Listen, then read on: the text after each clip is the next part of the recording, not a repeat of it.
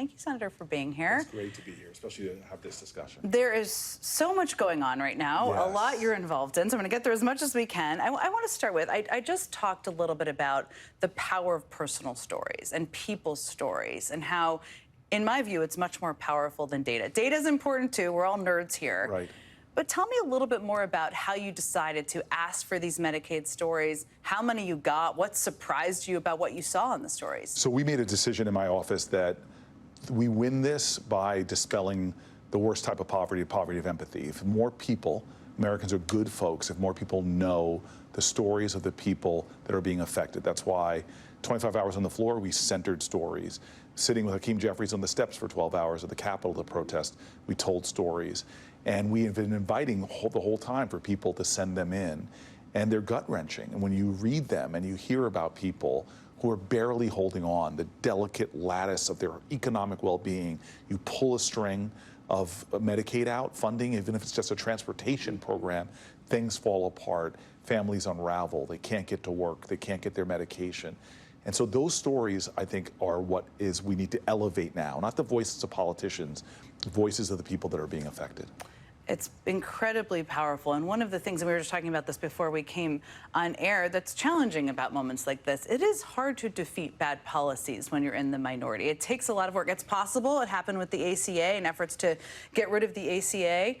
But Democrats lost on a party line vote today. Yes. It happens. Yes. What does a win look like right now? So I would love to tell people that it was my eloquence that somehow convinced John McCain to vote against the repealing of the Affordable Care Act, but it was not. It was the American people. And a movement grew up. I actually saw an amazing graph of just the views America's had of the Affordable Care Act, because all the protests and all the discussion started to educate people to understand what this was and what it meant to Americans. And you saw the public switch, and suddenly the empathy grew, the understanding grew, and the resistance grew. And so John McCain, who had protesters from his state, hospital administrators from his state, people that were in the medical profession from his state demanding that he not do this, finally overcame any kind of opposition that he had, and he voted no. And so right now we are in this weird tension. And I always remind people of Jefferson's great quote, when the people fear their government, there's tyranny. When the government fears the people, there's liberty. Right now, there are a whole bunch of Republicans who are fearing Donald Trump more than they're fearing their constituencies. They need to hear from the people in their constituencies, because left or right, people support Medicaid, people support food stamps, people support all the things they're going after and cutting. We need to make them hear us and be more afraid of going against the people than they are right now afraid of going against Donald Trump. That is how politics works, essentially, as you just described it. They're representing the people, and if Yes. people share their voices, things can change. There's a lot going on in New Jersey. I think I can Yes. say pretty simply. And Newark is, of course, a city. I think I first got to know who you Yes. were when you were Yes. scooping snow out of people's driveways and Yes. doing it on social media. I want to start with the airport, because just a couple of hours ago, I think this hit my inbox literally after 7 p.m.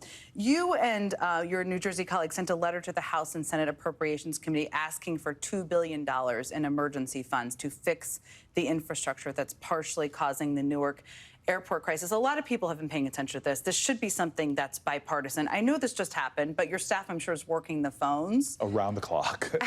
What sense do you have of whether you need Republicans to get this Yes. funding, of whether there's an openness to that in getting this passed in short order, which is needed? Yeah, three things have caused this crisis really quick. One is the administration come in and started firing everybody, fired key officials in the FAA, fired folks at a time that we were having staffing shortages. That was just plain dumb and hurt the operations. Number two, it was a shortage of air traffic controllers, which is part of that personnel story, that we have too tight of a flow.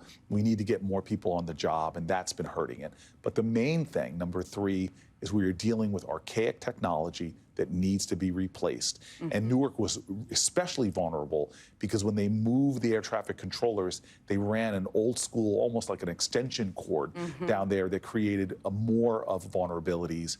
And without having redundancies and the kind of technology we need, like fiber optics, dealing with these copper cables, all of that was set up for disaster. That needs to be fixed.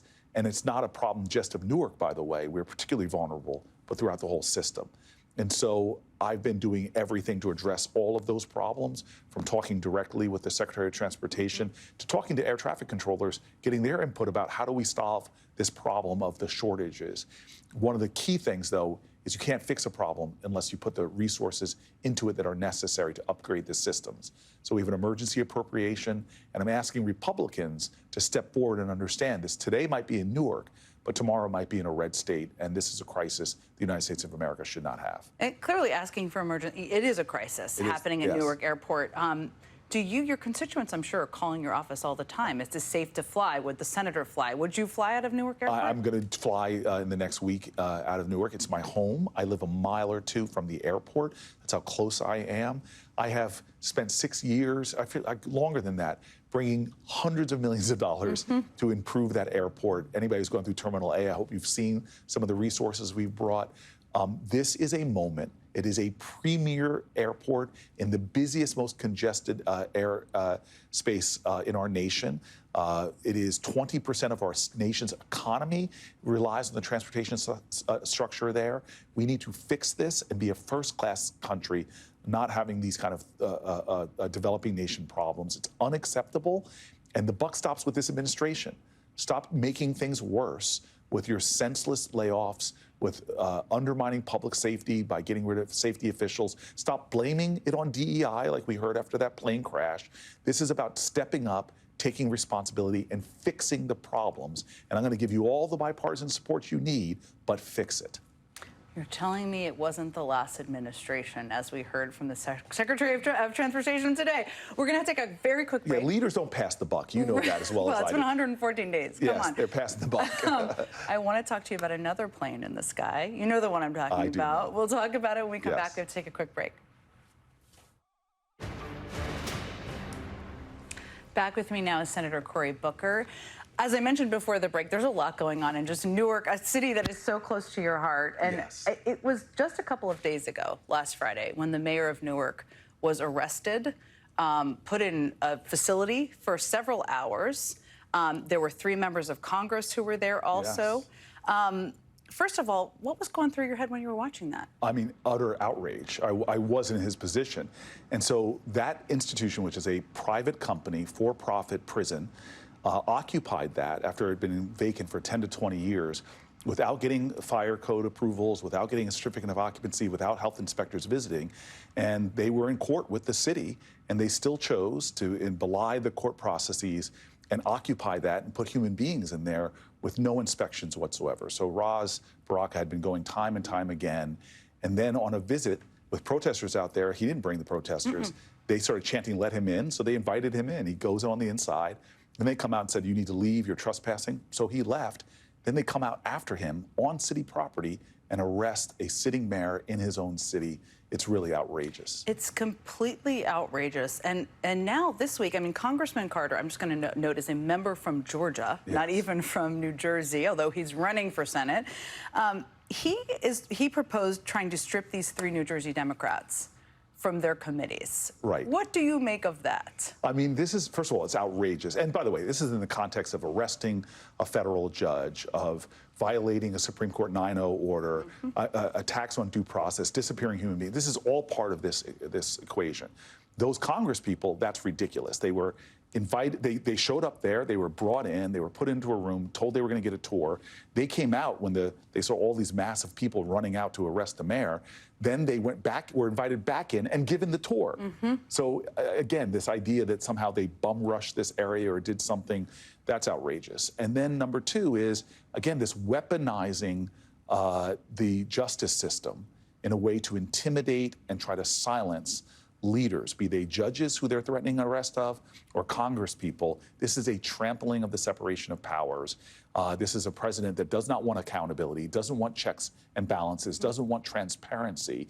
And to me, this is an erosion of our constitutional, not just norms, but our sacred ideals. And we should all be saying enough is enough. Stop the intimidation of judges, attacking judges when they rule in a way that you don't want to, with such language that you now see judges getting an uptick in threats on their lives, these pizzas that are being sent to them, in the name of another federal judge's murdered son, Esther Solis's family. That's outrageous. And again, you have a Article 1 branch of government, the legislature.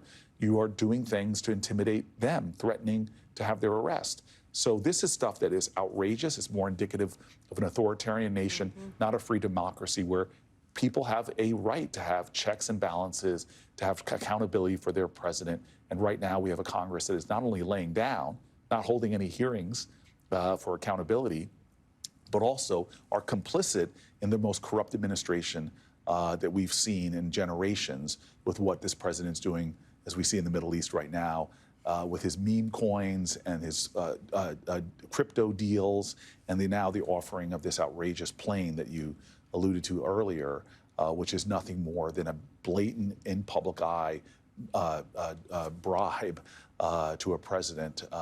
And a question is asked, is who is this president accountable to? The people of the United States of America, or those people who are giving him millions and millions of dollars of gifts and inducements? I started the show talking about how the plane is very much in our faces, but it's hard to know. I mean, he also has these meme coins. It's hard to know what the sketchiest deal with a Middle Eastern country is happening right now. You have called for the Senate to vote to condemn Trump's plan to accept the plane. What have you had any? I mean, there's been a lot of Republicans who've spoken out about this, but I'm not a naive cat, neither are you. No. Do you expect any of them to join you in condemning this? It has been over 110 days. As Trump walked in, he created this meme coin, which in and of itself, to me, is an impeachable offense to have a president that basically says anybody, anywhere can dump money into my pocket. That should have been alone. But then he attacks all the people that could hold them accountable, inspector generals after inspector general. In fact, the very agencies that are investigating Elon Musk, this most wealthy man in the world, unaccountable billionaire, he was now undermining their ability to investigate him. This administration from day one has been showing staggering levels of corruption. And in many ways, this has been fueled by a Supreme Court that says, hey, you cannot, anything you do while you're president, we cannot hold you criminally liable for. We are with a president that is being unchecked by the Supreme Court or by the Congress, and now feels like he's unchecked whatsoever to fill his pockets and the pockets of his family out in broad daylight at things that no senator would ever justify this unless they were being intimidated by a president into silence.